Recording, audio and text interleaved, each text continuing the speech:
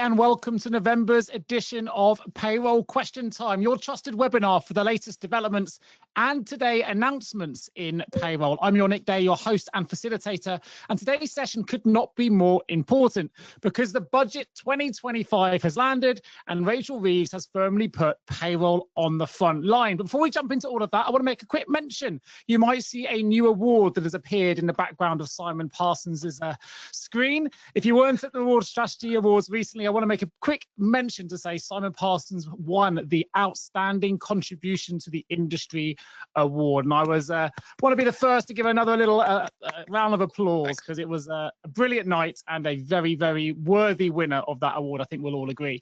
So back to the budget. Let's call it what it is.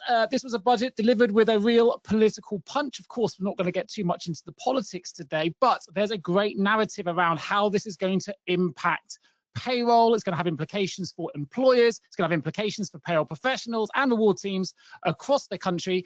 But just to let you all know, we're not just unpacking the budget today. We're going to be tackling the latest PBIK developments, the upcoming increases to national minimum wage, new tax threshold adjustments, festive payroll considerations, because this is the last PQT before the end of 2026. So the next one will be in January. And of course, what the latest SD Worx HR and Payroll Pulse data reveals about the pressures shaping our profession right now. And if you haven't downloaded that, I will put a link in the notes later on, but it's a fantastic report. I recommend everyone on this show takes the opportunity to download and have a read. Anyway, as always, we have a fantastic expert panel here to help us make sense of all of everything we're going to be discussing today and to equip you with the insights you need. A little bit of housekeeping for everyone. There will be some questions today which we pre-selected, which we're going to ask you. We've got a poll that's going to ask for your input and we're going to comment on those results. If you do have a question, whether it's related to the budget, PBIKs or anything else, it doesn't matter if it's payroll related, put it in the chat. I will do my best to ask those questions in real time to our panel. Please make them as challenging as you can. We'd like to catch our panel out and really get the conversation going. So put them in a box and we'll ask those in real time. Just to remind everybody, we are of course recording today's session, so you don't need to be there busy scribbling notes. You will receive access to the recording and the slides after the show. It will also be published on YouTube and on the Payroll podcast as well. So however you like to consume your content, there are plenty of opportunities to hear this episode back. Finally, there will also be a survey. Now, this survey is super important. That's your opportunity to tell us what you want us to talk about in a future edition of PQT. And we've got a couple of months to really get this prepared. The next one's going to be in January. So whatever that might be, get the questions in from the survey, let us know, and we'll feature that in the next episode. Right, I'm going to just read our quick legal disclaimer, which just says that this presentation does not provide definitive answers to individual queries, and in some places takes views on matters which are uncertain. It is not intended to be relied upon in any specific context or as a substitute for seeking advice, legal or otherwise, on a specific circumstance, as each case may be different. Now, for those not familiar with myself, I'm the host, as you can see behind me, of the Payroll podcast. I'm the CEO of JGA Recruitment, a specialist recruitment firm specializing in global payroll. So if you have any questions around talent or podcasts or anything else, put them in the chat and I will help you. But that's enough about me. Let's go into our wonderful panel. We have Samantha O'Sullivan joining us again today. So let's start with you, Samantha.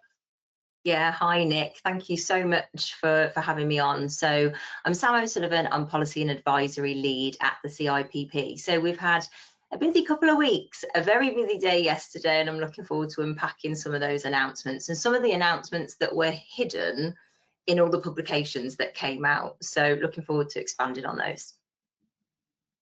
Looking forward to unearthing them as well. Let's go over to Mr. Richard George. If you can introduce yourself, please.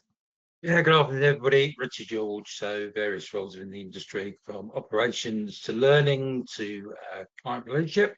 Again, just like Sam, really, lots really to unpack, but possibly not what we expected. Intriguing. And Karen Thompson.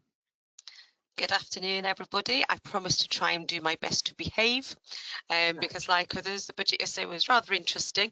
Although I did hear a comment that the opposition was perhaps more, but there we go in the response, like it or other.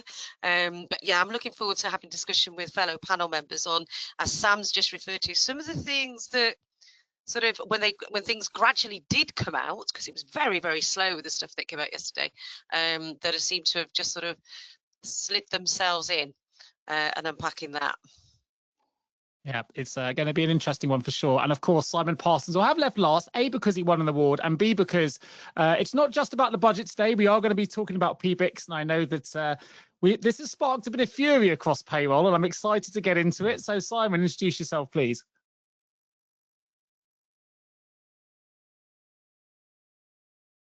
There we go.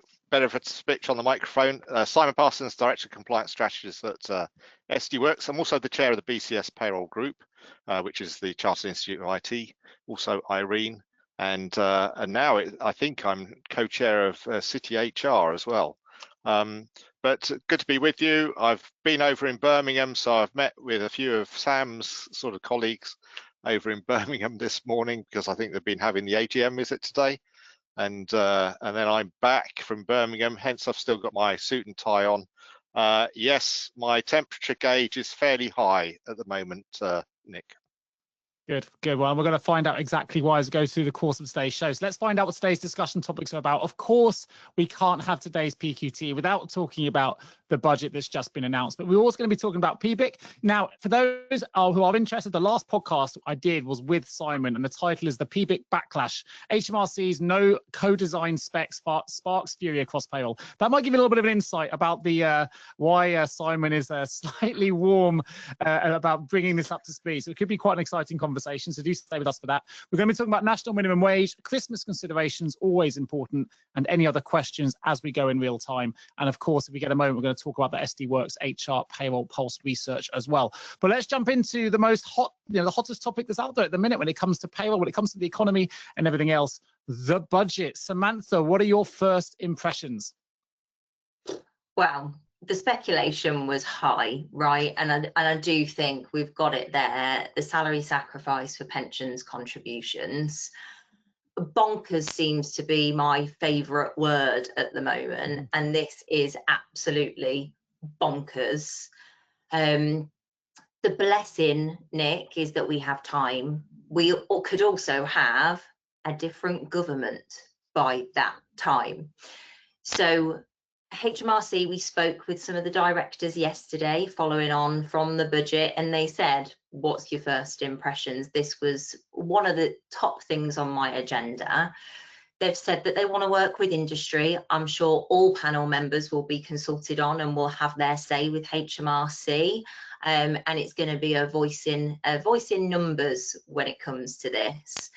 The things that spring to mind in regards to the barriers with this, Nick, will be national insurance is not cumulative. So how are they going to manage this for the NI exemption? Will it be the first £2,000 that people contribute into a pension scheme in the year, or are they going to break this down to approximately £167 per month? We're going to need 2 items on a pay slip to show NIC and tax exemption, and just a tax exemption potentially. And the first blocker with this is employees contribute a percentage of their salary, not a value of their salary. So if someone turns around to their employer and says, I want to contribute 5%, most software you put in your percentage. Employers are going to have to convert that percentage back to a value in the first instance, and then this knock-on effect of what's NIC-free, what's tax-free. So the salary sacrifice thing was big. We prayed it wouldn't be announced, but here we are. But we do have the blessing of time on our side. We mentioned a couple of stealth things. I've had an observation that's come in from Rebecca that just says the headlines are that national insurance thresholds and rates haven't changed, but sneakily they have changed the LEL. Not a question, but I didn't notice anyone talking about it. So let's, well, I'll stay with you there, Samantha, actually, because you mentioned there are some stealthily things that have been put in. What are your thoughts on that comment? Yeah, the LEL typically will be announced. We haven't seen anything as of yet. We were looking out for all of our statutory payments as well. Typically, we're expecting those to go up by 4.8% because it's typically that September CPI rate. That's what the state pension's gone up by. But nothing has been published on that as of yet. I don't know about anyone else, but with the OBR data being leaked before the budget, we were frantically trying to find it, but by the time we'd heard about it, it had got taken down. So we haven't found anything about the LEL, but we are expecting it to increase. I don't know if anyone else has found it. Yeah. I think the thing that puts the cat amongst the pigeons is usually, obviously, the September CPI is across the board. We've already, if unless I'm going mad, some of the student loans haven't been put up by that much, which could therefore mean, are they going to follow they normally would, wouldn't you would expect it to be 4.8, but then they were talking about 4.2, 4.3. amongst other things as well. So I think it's probably more questionable than usual, that September CPI, it seems. Obviously, pensions is completely different because it's, you know, triple lock, but it's certainly an interesting question at the moment. I think I read in the headlines, I'm sure this isn't new to anyone, but the OBR chief offered to quit, I think, didn't he, over the budget chaos, Richard Hughes? So there's obviously an awful lot going on. Simon, what are your thoughts? Let's start with the same element that we're going through the whole budget at the minute. But what are your first sort of observations, shall we say? Well, on the topic there of pension salary sacrifice, I think there's a little bit of detail hidden in the press release, which scares me. So there's an element of thinking, what is that? So on that 2,000 threshold, because it implies that the tax reliefs are on the basis of employee contributions, in which case, if it's a RAS scheme, you won't get tax relief in the payroll. You'll get basic rate tax relief. But that we need to get those sorts of things clarified, and the information doesn't really tell us. But then I'm shocked to see on the P11D form, not that I've looked at the one for years because I haven't, that it says that normal pension contributions are pre-tax, which is a load of rubbish these days as well, because RAS schemes are fairly common. So why they would say that on the P11D forms, I've got no idea. But there's a number of things, I think, as you've probably witnessed, Nick, over the past couple of weeks, that you know, I'm just throwing my toys out the pram left, right, and centre at the minute, because I think we've just gone all balmy. Yesterday was typical, I thought, I can't blame just government. I think society as a whole has gone a bit balmy in lots of things. You know, it's sort of try and get customer service and speak to someone doesn't exist. You can't talk to people. It's not allowed. But anyway, salary sacrifice is interesting. Fortunately, it's some years, so I'll probably have retired by then, so I can start bumping up my salary sacrifice in the interim to almost 100% to get it. Yes, how this is going to happen, they'll need to consult us. I hope they do consult us on how this is going to work, and not do what they're doing with some other things, is throwing out some sort of nonsense that makes no sense unless you're a civil servant paid monthly, which we've had before, because everybody's paid monthly and we all get paid standard salary like civil servants, don't we? So we'll see, but interesting times. There was announced a freeze to the student plan loan too, and I kind of didn't quite understand that, because it's gone up. Is it a freeze from next year, or was it a freeze from now? Because it has gone up. The Plan 2 and postgraduate loans have been confirmed today by the Collection of Student Loan Committee or group in consultation. So I was a bit confused on some of the detail, but as Sam's indicating, some of the detail is actually in the notes around and not the speech. And interesting times, so national minimum wage, national living wage going up, that will impact salary sacrifice. We've got the employer bulletin to look forward to probably next week or the week after. That's going to bring out a few surprises. NMW enforcement going to be more a problem, because you need to review what you're going to do with the 4.1% rise, is it from memory, and the higher rate for the younger people. They haven't done anything about ages apart from increase the younger age higher than the others. So so we've still got that goal to match those at some point. Yeah, the home tax relief, working from home tax relief removal was a bit of a, where's that one come from and why? It's only £6 a week, but it's gone, so you can't claim tax relief. However, if your employer wants to pay it to you, you can have it, and it's not taxable or subject to NI. So there we go. And a few other things that were out and about. Of course, we'll all be paying our mansion tax, won't we? Because our houses are over because my garage in Kensington is more than 2 million. You know, with the little, I mean, with even all 2 flat million in above it. London. I mean, most 2 million houses in London, let's be honest, still don't even have their own parking space. You Very still small. find it's to call it a mansion tax. I Oh, think is exactly. slightly Yeah. mad. Karen, I saw you nodding. I've had a couple of observations in here, so I'm going to come over to Karen just for a minute. I've had a comment that said another issue with the pensions cap will be how this is monitored for new starters to your business. I've had a comment from Rebecca saying the LEL is mentioned here at £129 per week. She's given me a link to that. And someone else saying you can't salary sacrifice 100% of your salary, Simon, as it would bring you below national minimum wage. But I'll come back to Simon in a minute. But I know Karen was nodding and giggling a little bit, perhaps a dry laugh maybe. But Karen, what are your thoughts? Well, I've got to go with Sam here. This has just got absolutely bonkers. We were actually quite fortunate. We managed to get the PDF of the OBR report before she started. So we were actually reading it, so we could really pretty much ignore most of what she was wittering about. And forgive me, it was because we were reading it. But the OBR report, when we're looking at the salary sacrifice, when you actually read it, I don't think they understand salary sacrifice.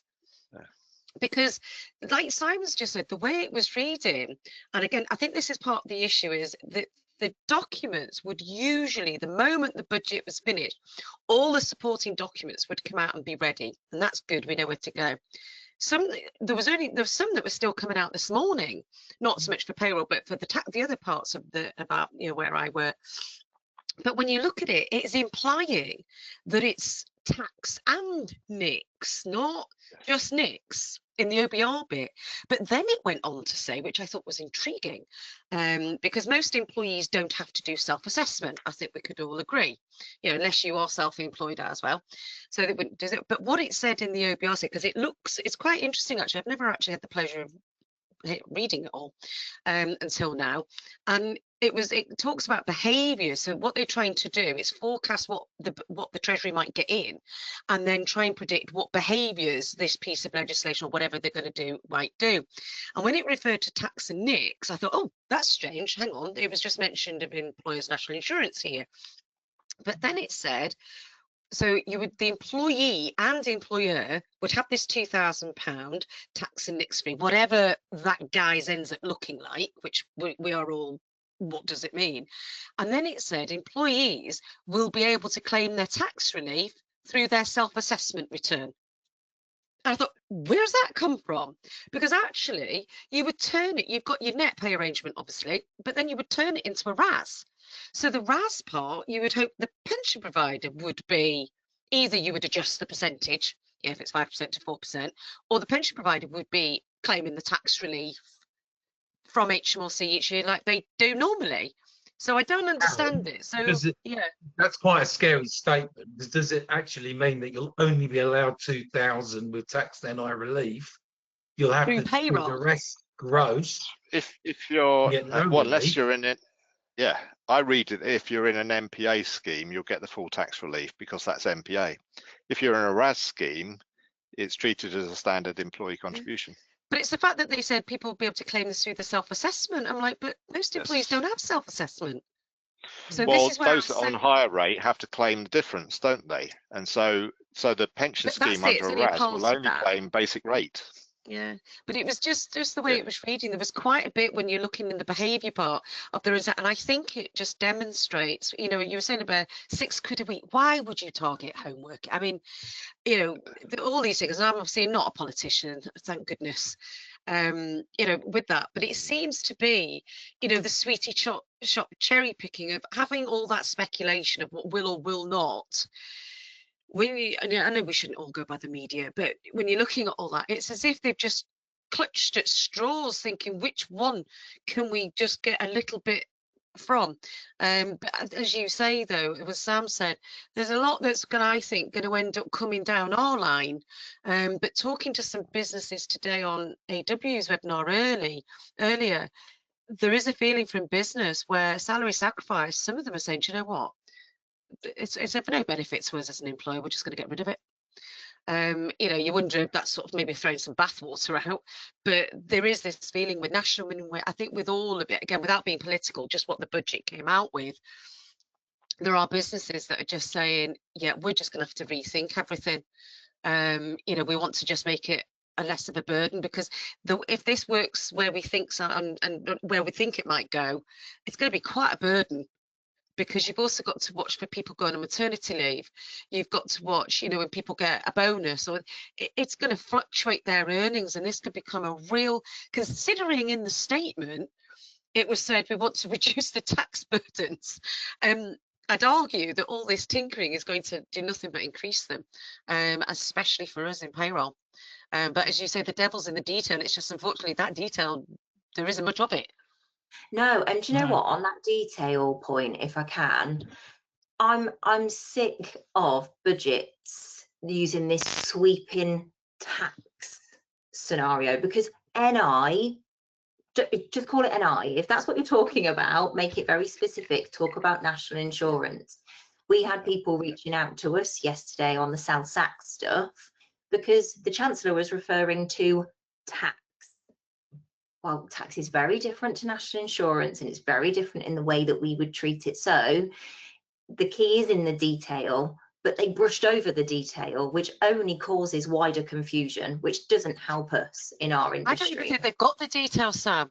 I think they've just plucked this out of thin air, and a bit like, you know, statutory sick pay that's coming down the line. We still don't know how that's going to link with the existing legislation, but it's coming in April. So it's as if statements are made, like you call it the sweeping statement, but they've not thought about it, because that's what we turned it. I mean, what was one media was buy now, pay later.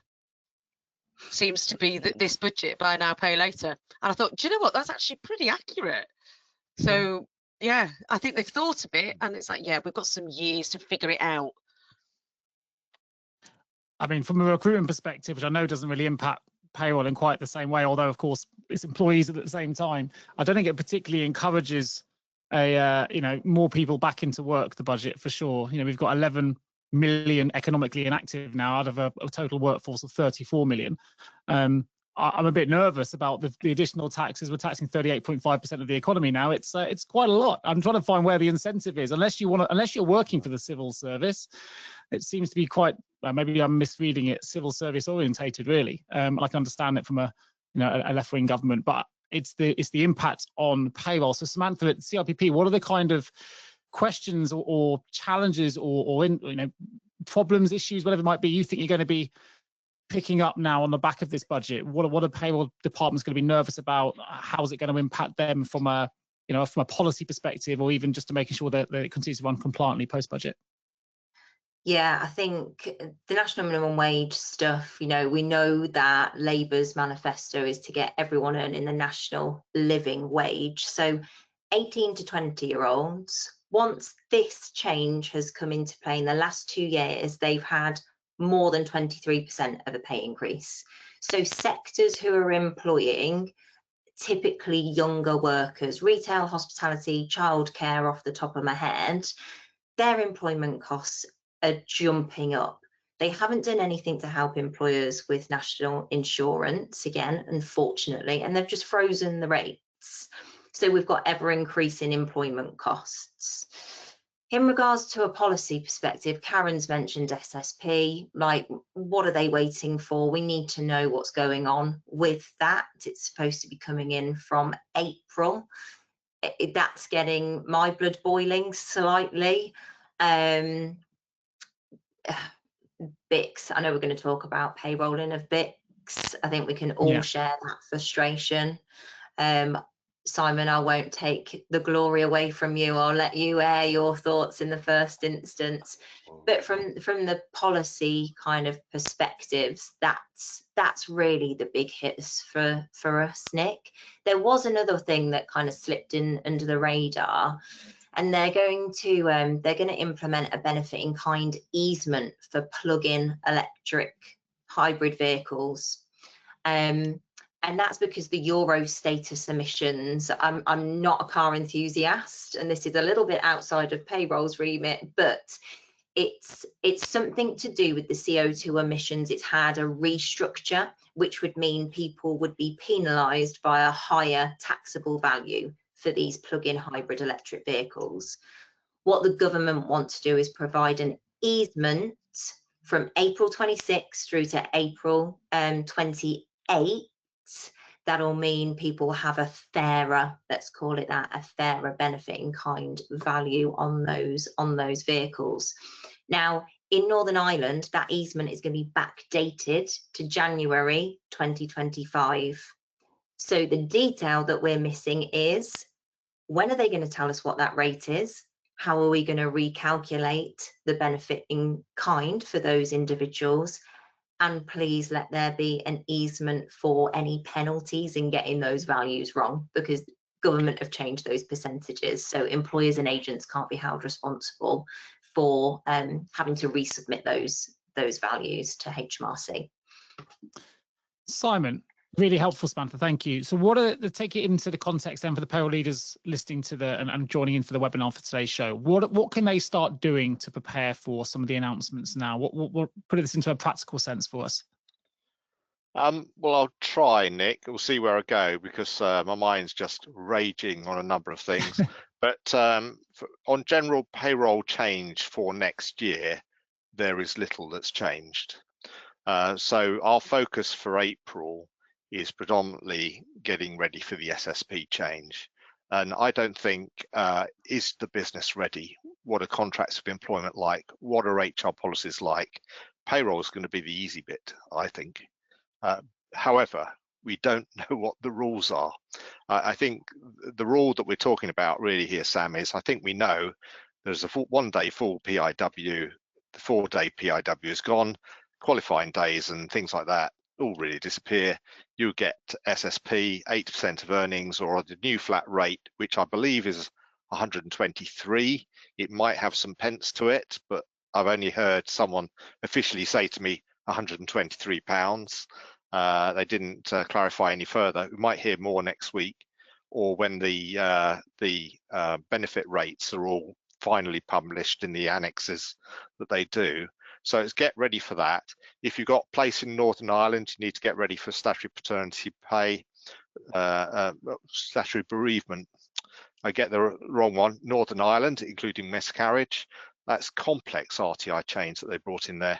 Our real focus for getting ready really is getting ready for PBIK 27. But at the moment, I'm hoping it's not what they've published, because it's a load of rubbish. I've had an observation put into the salary chat. sacrifice. Well, this may help you, Simon, maybe. Rebecca's put into the chat that she's just literally right now been on a call with HMRC, and they've said they've only just been assigned the project to create the guidance for SSP. They've asked us to send an email to the software development support team at HMRC to put some pressure on them. Yes. We're looking at Calvin's. I thought it was DBT doing it. No, it's DWP on this one. In fairness, Sam will know, BCS and CIPP are involved with discussions with DWP. We're the ones that have been pushing for them. Now, it won't be SDS team that will be the ones. They'll have got that planted on their lap with limited to no notice, I imagine, because it's a DWP policy. However, they're right, it does, but don't think that they don't know, because they do, because the BCS have been all over it with them, as they are with PBIK. And in fairness to the SDST, I think their status has changed. I think they're now servants to the policy masters, whereas previously they were co-partners with the policy masters. They're very much treated as none of your business, will tell you when we want you to do something. And I think that's really got to urgently change. But so on that aspect, yes. And I've been on to my contacts with Mark Taylor and Louise Tarpey today on a number of matters of, right, come on, you've done this, when are we meeting? I'm not sure if I'm getting much success. Maybe I'm boiling too much, but I'm going to persist on it. Before, I've had to write to my MP. I'm not sure the latest MP I've got would be any good, but the previous one was, because he was a minister. But we'll see where we go. Well, let's flip over to the PBIK slide, because I think we're kind of moving into that territory now. Sorry, you got something to add? Sorry, just sticking with the SSP aspect, the thing that's really outstanding is the law indicates there's some interim protection. and what we don't know is what that is. Yeah, it's the in-flights is the big issue around the transitional period, because there's really 4 scenarios outstanding, which are fairly key to the, I guess, Yes. the transition in April. Now, we've got some clue of what the answers could be. What we haven't got is a decision.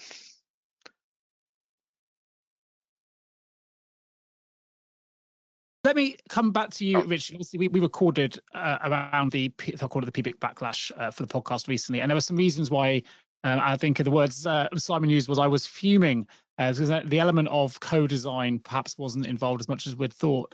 But Richard, I know you had some commentary on that when we spoke. What are the things that make this relevant for our audience today? Yeah, I think it was very interesting that they announced the actual guidance on the same day as the budget to kind of hide it a bit. I think that was pretty wonderful. So thanks for that one.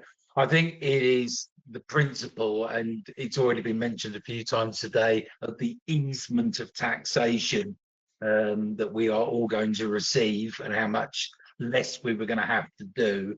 And obviously, when we were at the event last week and read through the IT version for the systems, it was very obvious that we were creating a peer level for all intents and purposes within the RTI. But the key issues from that was, number one, it was different fields. Number two is those fields did not necessarily represent the items that will have to be displayed. And I think one of the bigger issues was really the fact that it could mean an employer having to do a P11D every single week. Because obviously it's an RTI return via pay period.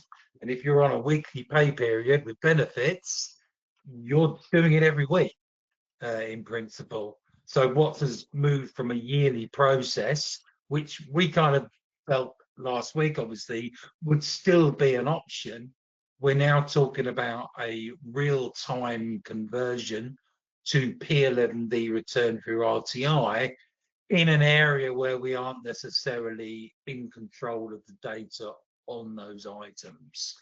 So I think there was a huge amount of concern, especially from Simon, and rightly so, given his position within the whole software area, that how do you develop this? How do you ensure that it's practically usable on the RTI side as well as the payslip side for the individual? But I think the real kicker for the payroller is, number one, the communication. Number two, the preparation that this is going to have to create. When we look at, what are we getting from third-party providers and so on and so forth. So it feels a little bit like we did listen to you, but we haven't, because we've now just gone ahead and done what we thought we wanted to do. So you can certainly understand enormous frustration within the software area development side. I'm going to jump in, as I know from a bureau perspective, Karen, and I think you mentioned it was under Annex 3, a few things that weren't discussed, but it's going to throw up a huge amount of work for bureaus. It's not a particularly practical approach. And as people say, employers will have this, but they often don't. So it's going to put a huge amount of pressure potentially on those managing bureau payrolls. So tell us a little bit more about that. I mean, obviously you've got the software, so I'll leave to Simon, but if you imagine you've got to get the data to put in the software. And for us, when I saw Annex 3, and anybody who's not looked at it, have a look at it, because you will feel like me and Simon and Sam and everybody on this panel. When you looked at that, you're looking at things like drop downs, let's call it, for want of a better word. But we would be looking for clients. I mean, it's bad enough getting data from clients as it is. They think you've got a crystal ball and know what you need to pay people. So imagine trying to get P11D data. So if we pick number one asset, and it's not just an asset, which is the P11D. You would fill in an amount for the P11D of whatever assets they'd had over the year that have been transferred. Job done. No, not with Annex 3. No. You tell them what the asset is. Well, you don't have to do that on a P11D now. So not only is it going through RTI, okay, whatever, it's now, and once upon a time I was a supporter, I might add a pairing of benefits. I have reversed that now, Because now when you look at if this goes ahead the way it is, I think the compliance aspect of this is it's gonna plummet. As an agent, trying to get this information from clients in a timely manner, but don't forget you can mop up by the 22nd of July. Yeah, right. So we're doing that, but how are we going to create the tax? You won't be deducting the tax, so that's the problem. But it's each component. So we'd have to get from the client, not just have you transferred an asset, what was that asset? Well, I don't know. And then you're trying to fit it into whatever box that our software can actually come up with. And then there's another. But if there's another, you're looking at free text of putting in that. So goodness knows what we're going to come up with there and what clients are going to get. So I think as an employer, this is going to be difficult, but you will know what you have in your business. But for those who are listening who are agents and have multiple clients, my biggest piece of advice to you is obviously we need to wait and see, because there's going to be a lot of resistance and opposition to this, because I don't understand where this has come from. This has never ever been mooted. You know, and the people that we've all been working with are pretty sensible people. So I don't know which civil servant has just been promoted into this role and doesn't know anything about benefits in kind. But this doesn't, I think Simon and I agree, it doesn't correlate with anything that's been consulted with before. This is random, just out of the blue. But I think for those who are particularly agents, I would start at least trying to find out, if they're not voluntary payrolling, what benefits they have. So do they have benefits? Because you may not know if they're not voluntary payrolling. Do they have benefits? If so, what are they? Because at least then you might understand your client base. So you'll then be able to say, right, okay, most of them are medical and cars. But if you've got people who do complete P11Ds that are more complex, and I can tell you here at AW, if we end up doing the payroll for our P11D clients, there will be. So that would be my biggest bit of advice going forward, is have a read of this document, but it will get challenged, so just bear that in mind, and then start trying to understand your client base around what benefits, if any, they have, so that you can at least look at your resource, because this is big bang, don't forget as well. This is, you know, this will all happen from April. And whilst the penalty part, I was going to say, for Bureau, third angle here. sorry, I can't hear that. I was to say, Karen, you know, you've got to find out from your clients what they possibly got, because you might not be doing the P11D at the moment. But then there is a third thing of where and when did they get the information as well from another party? Yes.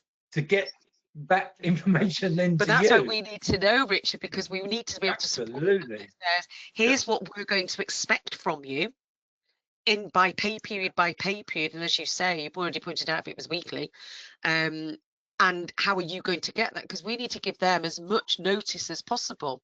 But this is why it's really bad that this has just popped through.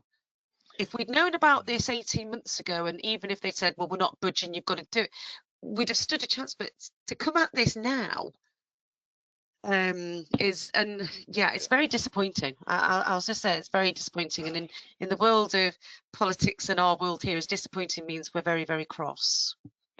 Well, the thing that really annoys me probably the most is we've had enough people who are specialist knowledgeable who have volunteered to help them, and they have done nothing with that. So they've just come up with their own program. So I think the data is the working sheets, not the P11D. And the reality is mandation of payrolling. I mean, I was part of the Office of Tax Simplification. I mean, I feel like I might get hold of Bill and shake him a bit because he's on the board, but he was the head of the recent head of the Office of Tax Simplification. This isn't tax simplification at all, it's tax complication. But the original Office of all for payrolling, it's been going on forever. You reported the taxable benefit amount against a field, so that didn't impact universal credit claimants, so they were protected. It collected the correct amount of tax across an era. Then we had the 2018 change with the car. The car data is balmy because it's in year only. It doesn't relate to the duration of the vehicle, it rates the duration of the tax year. and it's predictive and corrective. So most people actually get it wrong from the data I see. Most of it's wrong because no one really understands what they're after. But making mandation of what's been around formally, an HMRC process for 9 years, just saying now it's not voluntary, it's compulsory, was simple.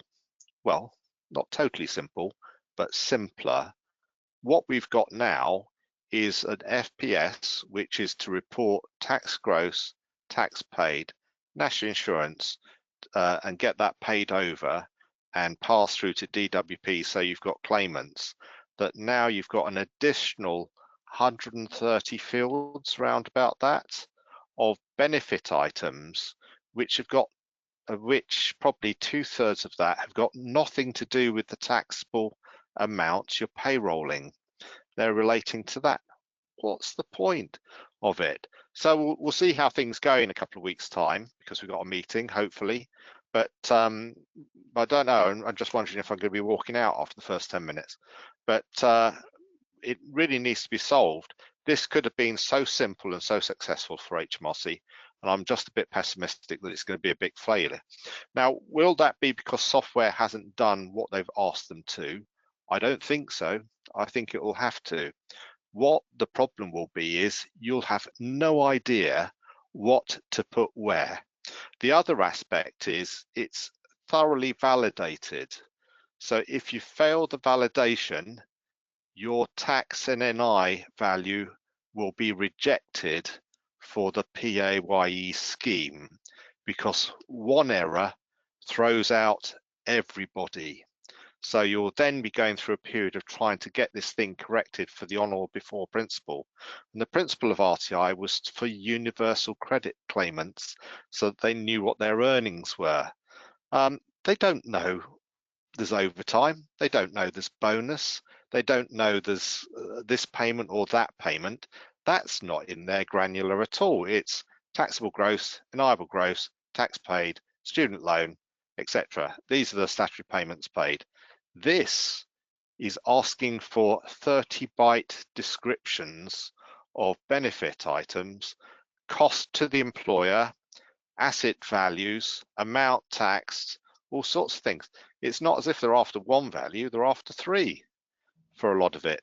And then the class 1A, I think, split into two, I think, as well. Originally, it was going to be split across everything.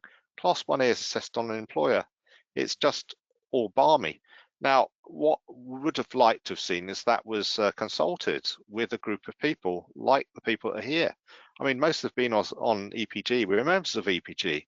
I think virtually every time PBIK's been mentioned, the software developer community have said, we'd love to meet and help you with this. And they said, yes, yes, yes. The first meeting is 2 weeks after they've announced it all. But we've been offering it for 2 years. So on that basis, Nick, so I'm still boiling. I was probably coming down a bit into a simmer, but the temperature got turned up a bit last night when the guidance was issued. You think, what are we co-designing? They've already decided it, but it's not going to work, is my fear. I had this a few years back when we were asked to provide a field on the RTI submission, and it's sort of, yes, well, what's it for? Oh, you don't need to know. And it sort of was sort of the aspect, it's all right, well, we've put it in, but unless you tell us what it's for, the value will be zero. Oh, we need them to report this. What is it? And it's sort of, it's important. Now, what could we have done on this? If they wanted multi-layered bit by bit, they could have had the type, A, B, C, D, E, the BIK value, 25 quid. That's what you taxed as part of taxable gross. That's all they needed for mandation, even if they wanted it granular. But at the moment, I'm going to have to build a small business payroll where they've all got medical benefits and a car to handle, or I'm going to go into salary sacrifice schemes. I'm going to launch a few myself. Salary sacrifice schemes for timeshares, gold, and private planes, because they're all separate.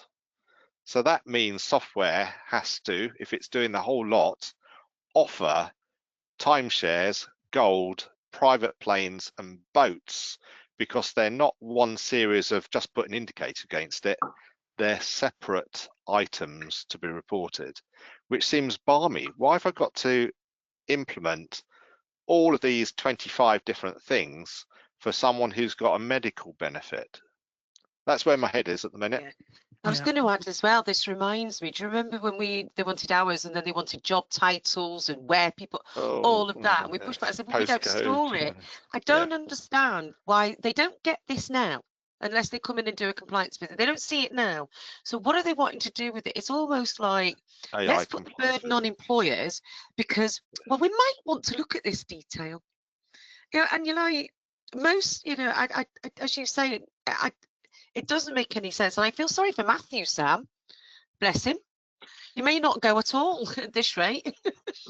There's been a couple of observations. Well, bring the audience back in for a second. I've had first comment comes in from Heather. It says, I've heard some contradiction around voluntary payrolling BICs. If we start a year early, so next year, do we need to give employers the option to opt out, or is this a company decision to opt everyone in so they won't have a choice? That's the first one.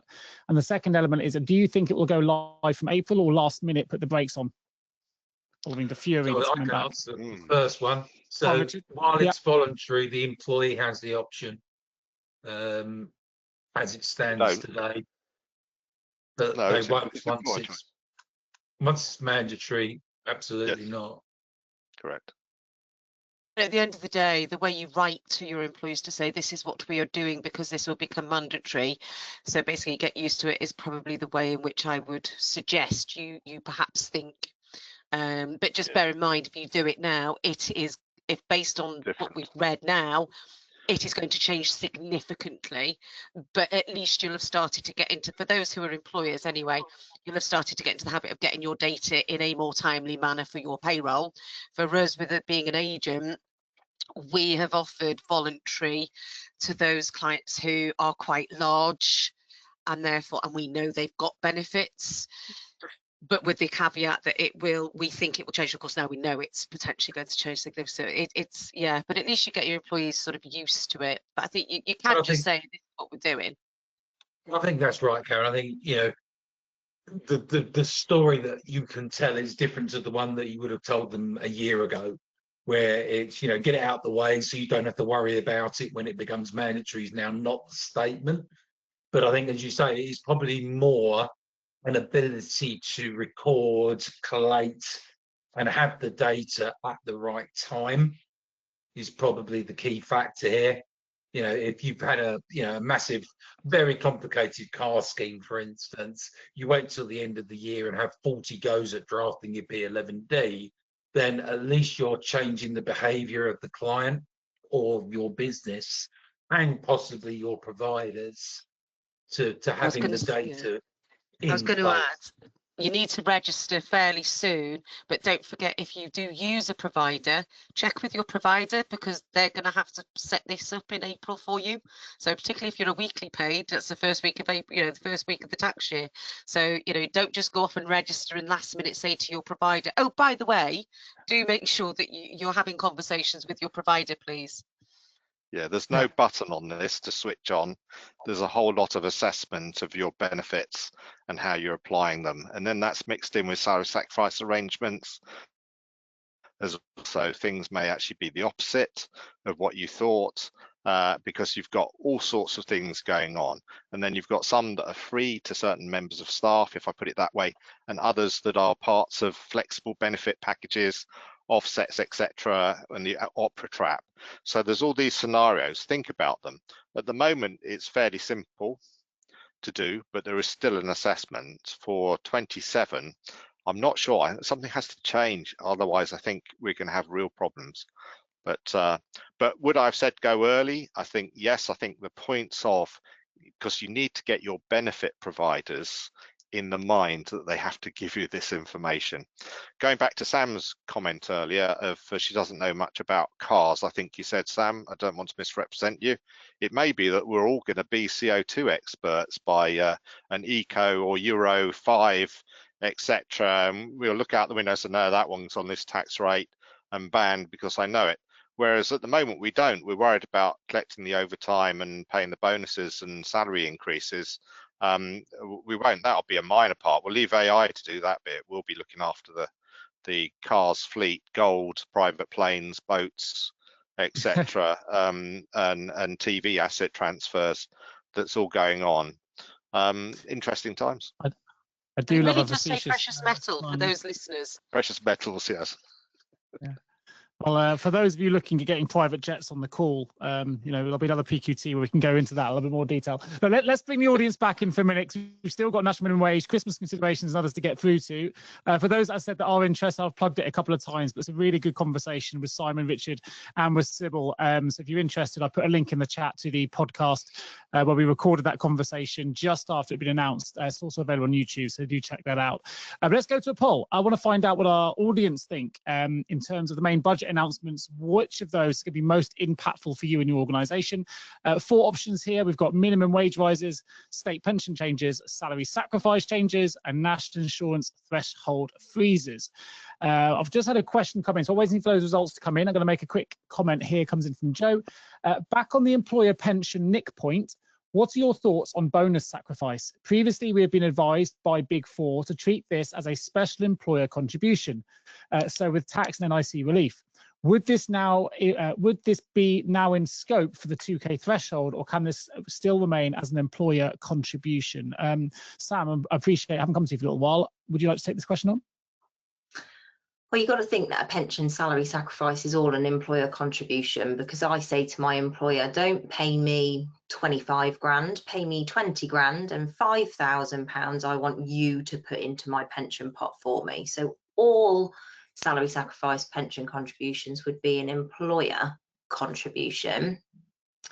If it's like an ad hoc payment, like you say, almost like a bonus, it's a really good question. You've caught me off guard, Nick. You said that you wanted to... I think it'll be included, if I can jump in. Yeah, it's sacrifice to sacrifice. Because in the OBR behaviours, it said this is to stop employers and, was it financial professionals, putting bonuses into their pensions. So it'll be a cumulative. I think it would be, yeah. Yeah, because it's all going into the pot, isn't it? So it would be cumulative. Yes, I think the opera principle kind of trips in, because if you're saying they have a choice of it's one or the other, then I'm not saying it comes under opera, because it doesn't, but the principle is there that you've got choice, therefore it's sacrifice.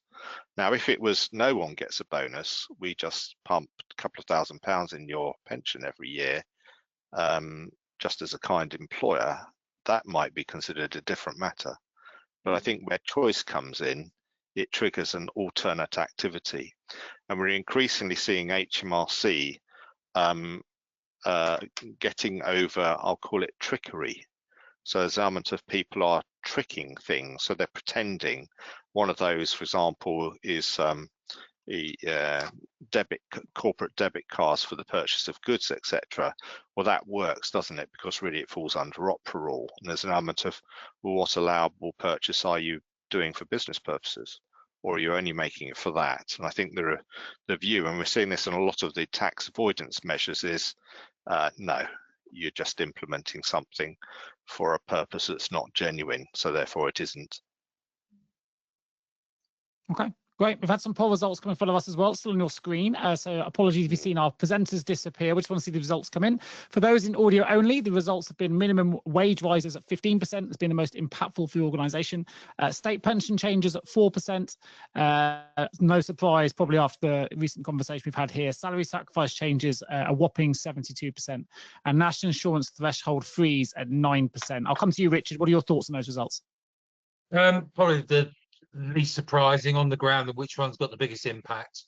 Across the, obviously it will depend business by business, but obviously a lower paid community, and Sam quite rightly said, your hospitality, your retail, and so on and so forth, would probably have a bigger minimum wage impact.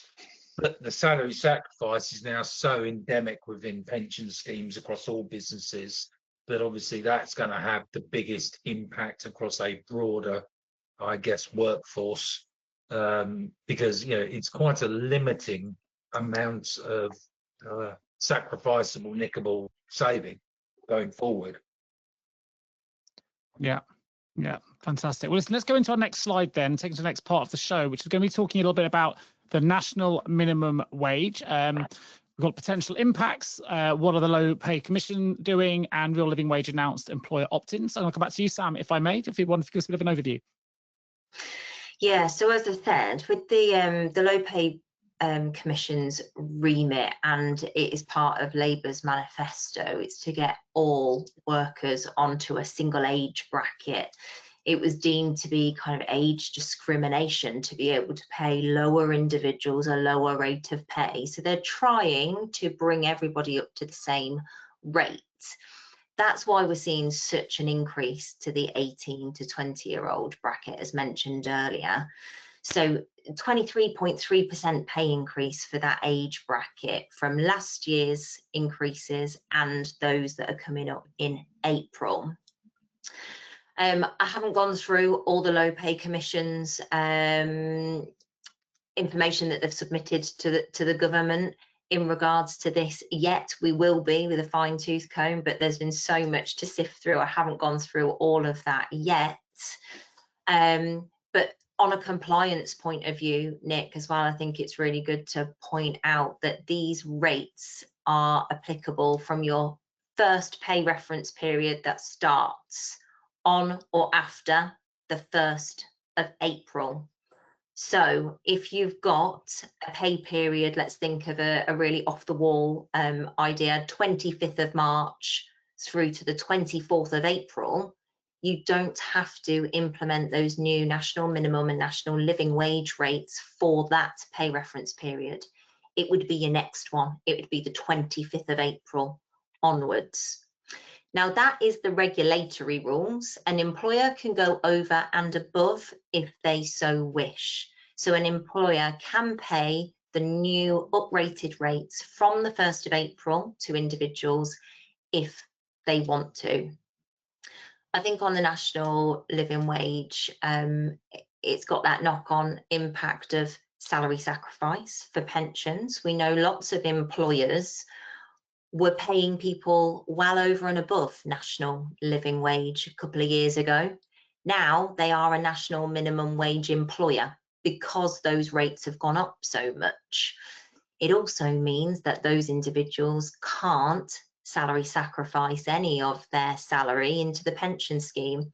Like one of our attendees said earlier, Simon, you can't go salary sacrificing almost 100% of your salary into your pension because you have to ensure you're receiving at least the national living wage after that salary sacrifice value has been taken off. So it's your total gross pay that you'd be looking at. I think the thing with this, Nick, is the government are trying to make work pay, but the pay community, the pay profession is at the heart of that.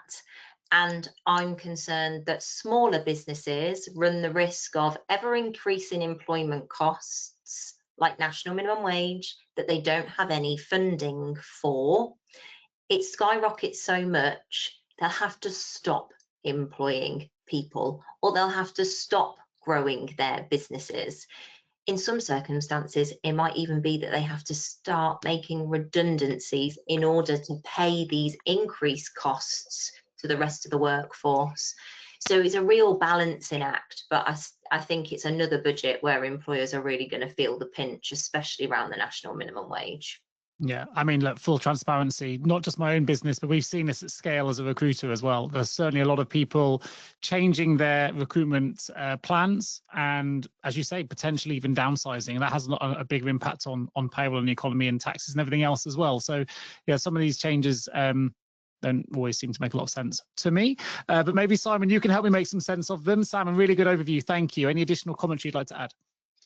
Well, only I think it's adding to the theme there that there's concern, isn't there, in the country that the NEETs are increasing drastically. So you've got those school leavers that's is it around 1 million now, 900,000, and that are no work, they're not in education, they're at home on doing whatever or around the streets. However, we've got the youth guarantee coming into play, which is meant to guarantee them something. But the problem when you hit young people in that way is you'll get them into a cultural habit.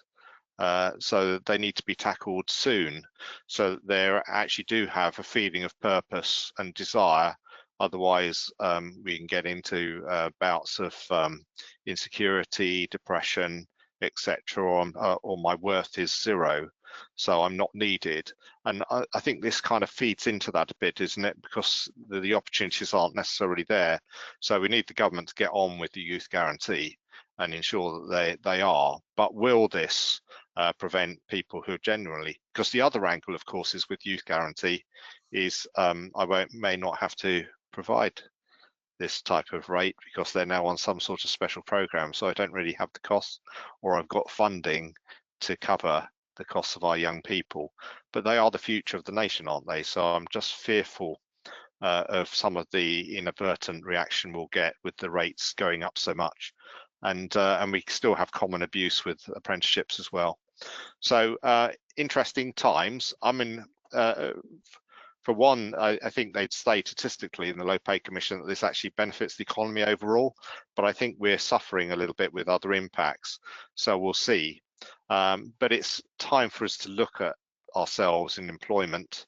The popularity of salary sacrifice that's come in, does that need revising, etc. But equally, do we have the ability, because there's an element of my view with HMRC on pension salary sacrifices, just don't national insurance any employee contribution, then you don't have a problem, do you? But of course they don't want to lose that revenue. But in the relation to young people, etc., they're sort of kept out because of the earnings levels, and that's increasing for older people, from schemes which benefit them financially, because the government don't count pre-sacrifice earnings. Should we? Yeah, I had a look at some of the stats you mentioned, just to getting it into view. So from April to June 25, there were 948,000 people aged 16 to 24 not in employment. So 12.8% of all 16 to 24-year-olds. That's people that were not in employment, education, or training. So pretty high numbers. Karen, I saw you nodding as well. Obviously, you service a lot of different payrolls. A lot of this will be impacting, I'm assuming, some of your clients as well. Yeah, there's been some, I mean, obviously it's early days, because obviously these things, I know we sort of get an idea because it's all leaked in advance. But some of the views here are where employers, even people like ourselves, where you maybe have graduates and you have apprentices, there's likely to be a shift perhaps towards apprentices rather than graduates, because you bring in a graduate but they expect a higher rate of pay. But you don't, it's hoping a bit. Of course, they're doing away with level 7 for funding with the apprenticeships, so that's going to have an impact here. But as far as your needs go, that might help with the apprenticeship. However, also in the Chancellor's statement was the announcement to do with the levy part, where for SMEs, where the 0.5%, although it's 5% in OBR, but it's 0.5. Is now up to age 25, but I think here is where employers will have to be careful, because if you take on an apprentice, let's say age 22, now let's assume it's all in now, age 22, well, after a year you're going to have to put them up to the rate for their age, which would in this case be £12.71. So are you, I think I just wonder if the behavioural is, if employers if they do employ young people as into the apprenticeship schemes or whatever the youth scheme may look like, they will probably go for the 16 to 18-year-olds, because they won't have to consider that higher rate after 3 years. Normally after 3 years, hopefully they're qualified or whatever else, rather than the graduates. So we may see these graduates losing out instead, which is just that group up to sort of 22, 25. And then of course, if you take the lack of pension incentives now, so state pension age well, there was no announcement, but it is what it is as we are now. So you still need to keep older workers in employment, because they're not, it used to be older workers would retire, leaving room for the young workers to come in.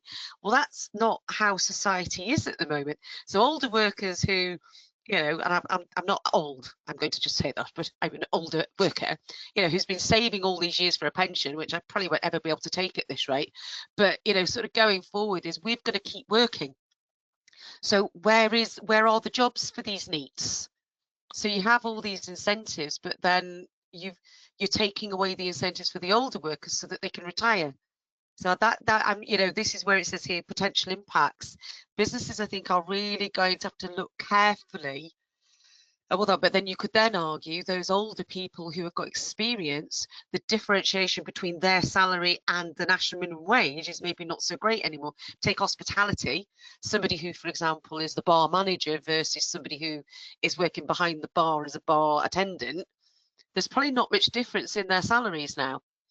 You know, so I think that's sort of where we're looking at from a payroll perspective. It is what it is, but say the biggest part I think is also, and I wouldn't normally do this, is, you know, sort of to have a think about our HR colleagues as well, because all these people happen to come out of salary sacrifice, they normally get it in the neck, because they're told we have to take you out, and you know, the employees don't understand this because they think it's unfair, but of course this isn't our choice. It's legislation that forces it, and our HR have to do all the amendments to all the contracts, because obviously they're no longer sacrificing, and you need a contractual change to have an effective salary sacrifice. So yeah.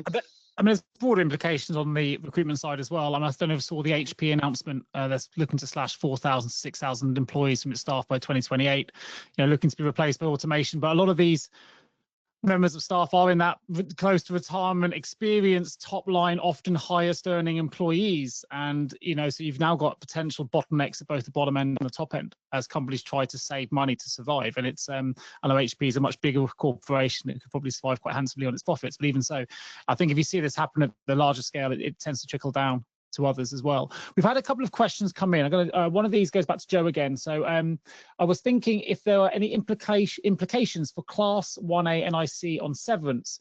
We also offer a choice to have severance payments going directly into pension as employee contributions.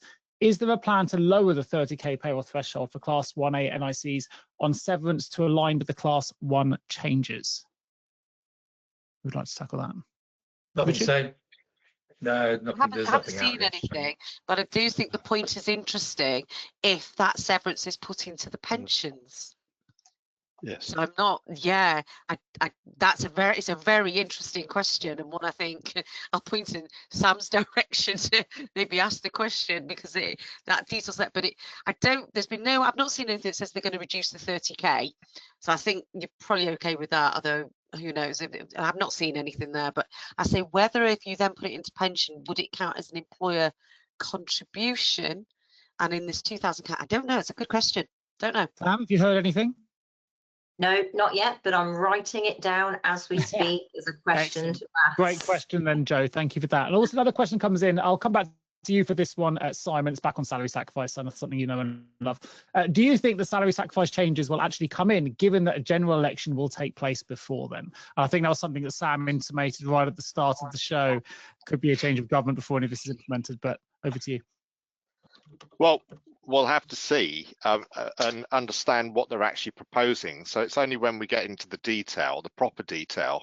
But I guess the disappointing thing on this is they've got enough offers to go through some of the detail beforehand, don't they? But before they go public and wide, of thinking how it's going to work. Is there a potential? The challenge with these things is if it's particularly unpopular, a new government may well want to jump on the bandwagon and change it. But previously, when we've had change of governments, even though they're critical of a policy, seem to continue with the policies already announced. So it depends how popular the vote view is, I suspect. But it'd be nice to think it would just disappear. Yeah. Any additional thoughts? I mean, the saving, take the show into a festive direction. Oh, right, sure. I mean, I think the challenge with salary sacrifice is I don't think they're too worried about the employee overly.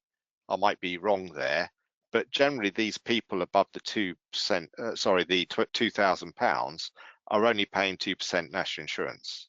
So it's not a massive amount. I think what's concerning the government is the employers using it because they're getting 15. But don't forget, a lot of employers, including my own, Yeah. puts that saving back into the pension pot. So there is a double whammy here. Correct. In that those Yeah. individuals aren't going, their pension pots aren't going to get as much put in them, which is a real Ex- shame. I know all employers don't do that, but there Exactly. are a significant number that I would argue do that, or even if it's not in full, in part, or whatever. So I think that's a bit of a shame as well. So it'd be nice to Karen, say. I was to say, sorry, Karen, I thought you were sorry. Keep going. Well, no, I'd say it goes all the way back to the start, really, doesn't it? You get the feeling that the budget was the wrong way round. That in principle, here's the number we've got to get to, which was it 40 billion? So let's have a look at what we can do to get it without upsetting the man on the street. And that seems I to think be. she did that, didn't she? Well, she did comparatively.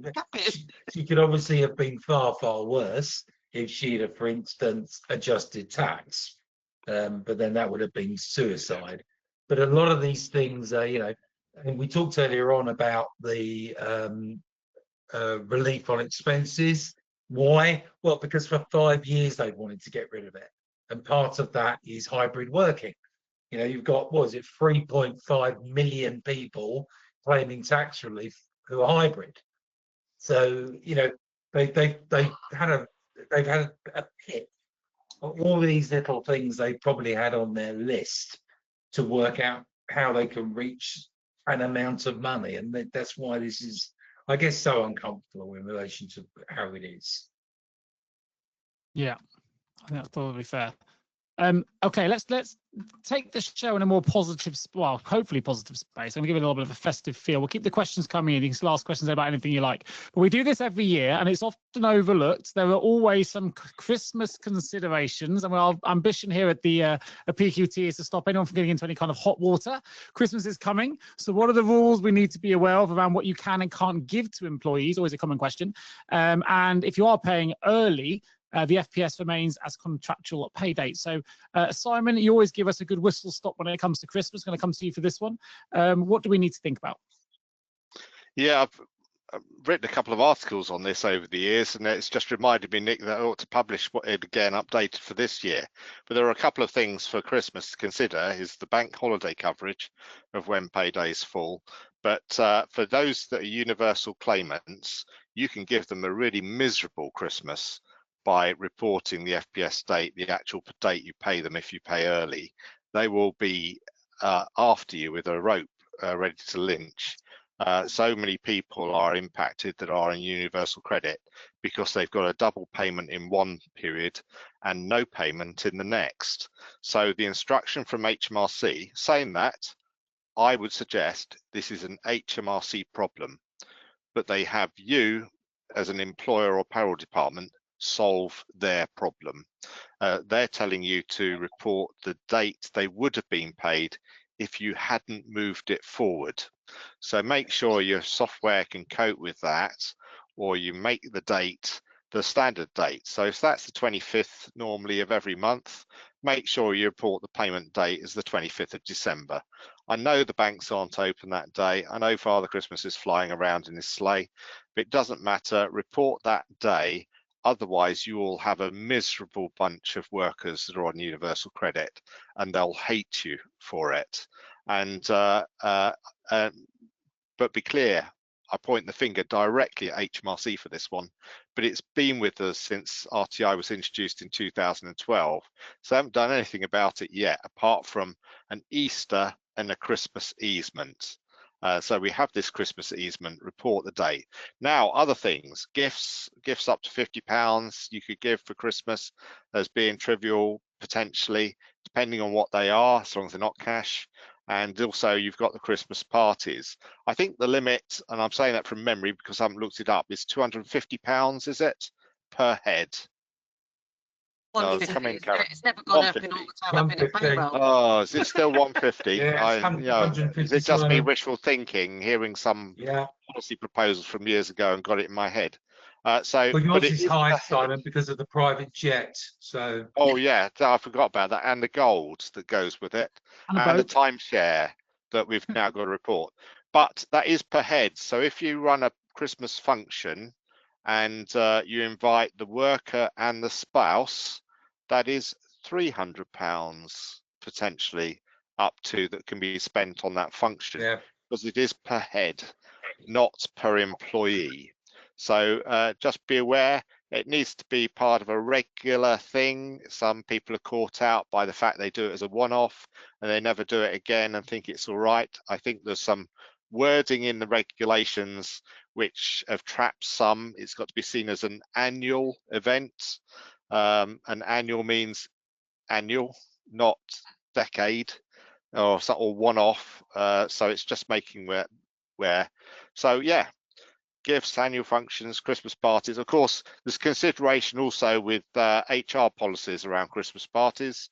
Might need to make it clear. Sometimes some staff are inappropriate, and of course we have new policies on harassment, etc., and other things to consider. I've probably gone way beyond the payroll aspects and the taxation aspects, but I think they all play into the overarching, because HR law or employment law and payroll law are so mixed up these days. So just be careful.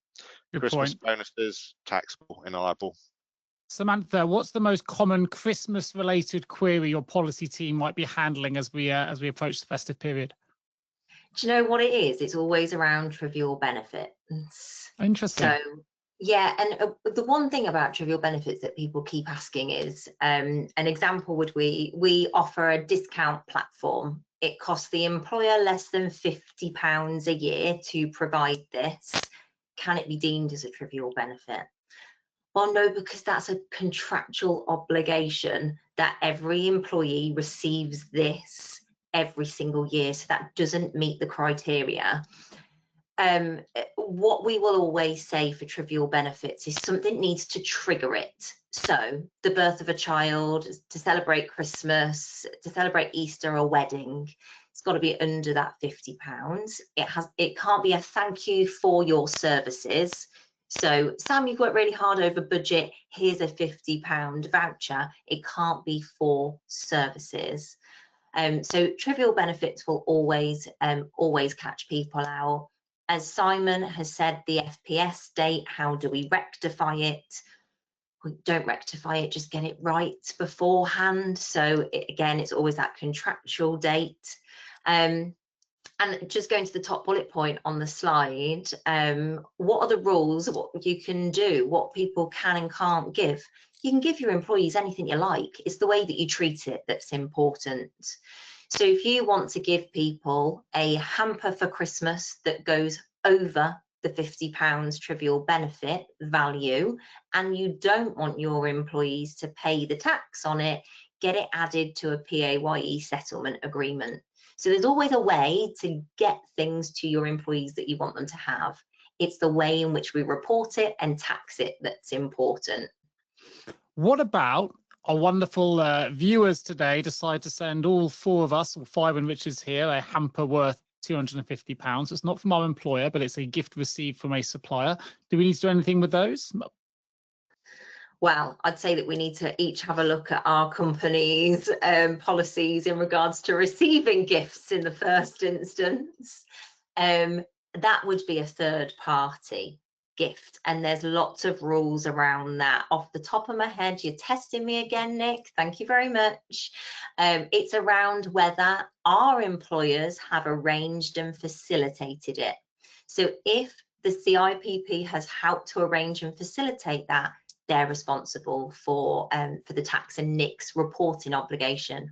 If they'd had nothing to do with it, it would be down to the viewer who has sent it to me to report it to HMRC. Very convoluted, but there's some really good guidance. I think it's in the 490, and it's all around taxed award schemes. So if you just were to search taxed award schemes, gov.uk, I'm sure people would be able to find that guidance on that. I mentioned that as well because in the world of recruitment, this can be rife, I will say, but there's a lot of companies will also have anti-bribery laws in there, or rules and regulations in their contracts as well. So it may be the best gesture in the world for me to send Simon a £250 hamper, but as an employee of SD Worx, he may have a contractual thing to keep it coming, to say I can't accept that, Nick. It may be deemed as some form of bribery. So just something to mention, because it's something that's come up, I think, in my world a couple of times. I want to see how that impacted payroll things. Simon, I know we're about to go to the SD Worx Pulse survey. Anything you want us to add to the Christmas element, or Karen or Richard, before we move through? I just want to say I'll give my home address, because I have to declare anything. But you've just depressed me, Nick. You just reminded me I have to complete our anti-bribery course by the 2nd of December. Lucky me. There we go. You see, So I'm here to help. Me of what I can and can't accept. That's what PQT is all about. Anything you want to add, Richard? As someone who receives many gifts from many people.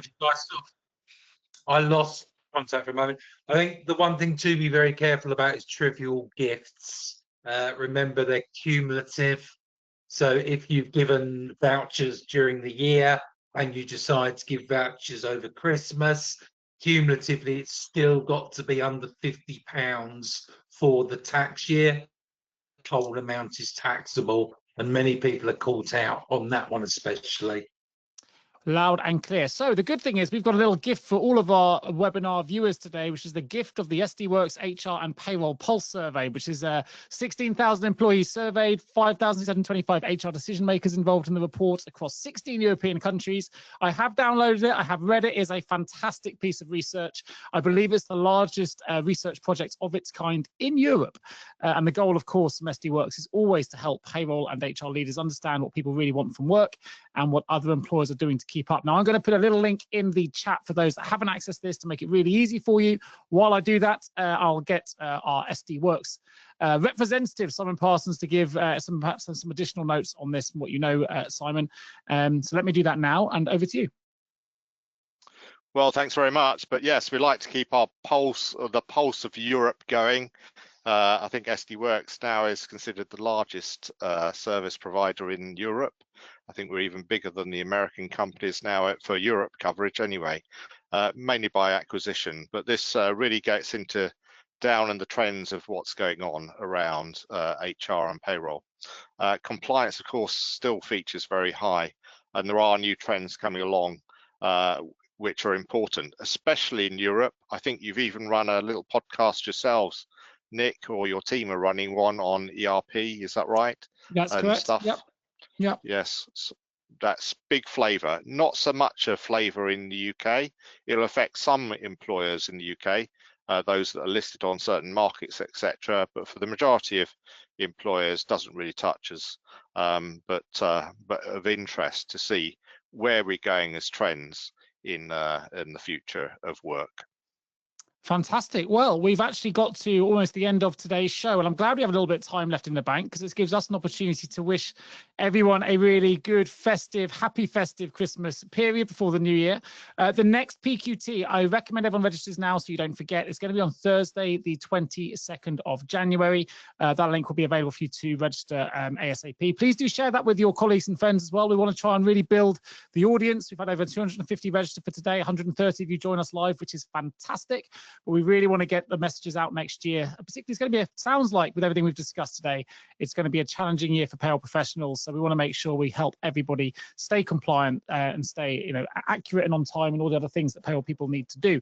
But from my own perspective as the host, I wish everyone a wonderful Christmas, particularly yourself, Samantha, Simon, Karen, and Richard.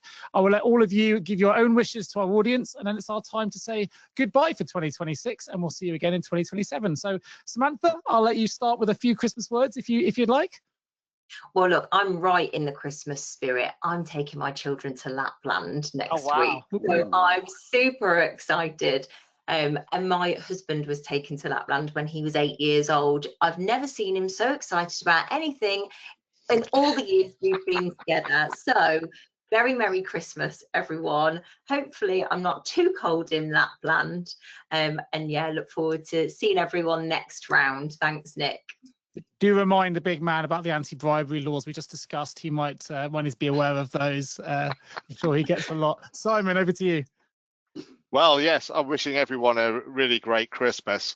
I've gone brand loyalty to the extent of one of our customers. So I'm actually at the Christmas event at Butlins, Skegness with the entire family. So there's 14 of us all together to see Santa and the pantomime at Butlins at Skegness.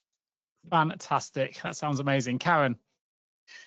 Well, I'm not going to Lapland. That would be my childhood dream and adult as well. But I can say my Christmas trees, and yes, that is multiples, have been up for 2 weeks. My Christmas presents are all wrapped and ready to ship out, and our owner under the tree. There's just Scott and I love nothing more. And I know this is selfish. I finish on the 19th of December. I do not return until the 5th. I recharge and I try and see nobody. That is my Christmas. But I would like to wish everybody else, with whatever your plans are, because it is my favourite time of year, a very, very Merry Christmas. Fantastic. And Richard? I can't beat Butlins and Skegness, so I'm already on a loser before we even start. I've been to Lapland though. Right. Prepped for how long it takes you to get ready to go anywhere because it's very cold. My whole point of Christmas is trying to stop my partner dressing the dogs up too much as Christmas elves. I think that is my priority, so that they're still dogs for the new year, because they're not just for Christmas. Have a wonderful Christmas, everybody, and it's been an absolute pleasure. Yeah, it has been. We really look forward to bringing you back PQT in the new year. I'm going to be spending Christmas with my sister, although I am taking my wife to see The Great Christmas Feast, which is a show put on by the Lost Estate. If you haven't seen it, it's fantastic. I've been 4 years running, and it's the first time I've ever invited my wife to come with me. So quite excited. So we'll be in London to watch a show, which we love. And otherwise, I'll be excited about coming back on the 22nd of January to find out what everyone's been up to. Wish everyone a happy new year. And until then, thank you everyone for joining us. If it's your first episode, thank you. If you join us all year, thank you again. Thank you to all of our panel. Thank you to SD Worx for hosting the show. And we look forward to bringing you back the next episode on the 22nd of January, which is a Thursday. You can sign up today at sdworx.co.uk/PQT. Merry Christmas! Merry Christmas, everybody! Bye.